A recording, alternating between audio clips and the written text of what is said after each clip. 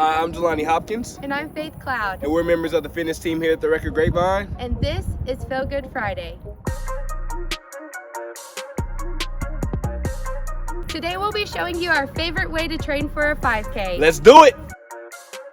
For the first tip, along with running, make sure you are training your core and doing strength training. Next, start small. Gradually increase the amount of kilometers you run in the weeks up to your race. Also, make sure that you are stretching after each run to ensure a faster recovery. For another tip, take active rest days once or twice a week. Do things such as yoga or going for walks. Make sure that you are eating well and staying hydrated before and after each run. A good snack to have would be a banana and a protein bar. Last but not least, having a running partner is a good way to stay motivated.